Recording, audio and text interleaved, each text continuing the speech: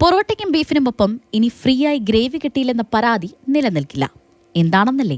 Beef ഫ്രൈയും പൊറോട്ടയും order ചെയ്ത ഉപഭോക്താവിന് ഗ്രേവി സൗജന്യമായി നൽകിയില്ലെന്ന പരാതി നിലനിൽക്കുന്നതല്ലെന്ന് എറണാകുളം ജില്ലാ ഉപഭോക്തൃ തർക്കപരിഹാര കോടതി. എറണാകുളം സ്വദേശി കോലഞ്ചേരി 10-ാം മൈലിൽ പ്രവർത്തിക്കുന്ന ഒരു സ്വകാര്യ ഭക്ഷണശാലയ്ക്കെതിരെ നൽകിയ പരാതി പരിഗണനാർഹമല്ലെന്ന് വ്യക്തമാക്കിയാണ് കോടതി നിരാകരിച്ചത്. പരാതിക്കാരനും സുഹൃത്തും 2024 നവംബർ മാസത്തിലാണ് കോലഞ്ചേരിയിലെ റെസ്റ്റോറന്റിൽ ബീഫ് ഫ്രൈയും പൊറോട്ടയും ഓർഡർ നൽകിയത്. ഓർഡർ ചെയ്ത ഭക്ഷണത്തോടൊപ്പം ഗ്രേവി ആവശ്യപ്പെടുകയും അത് നൽകാനാവില്ലെന്ന് ഹോട്ടലുടമ അറിയിക്കുകയും ചെയ്തു.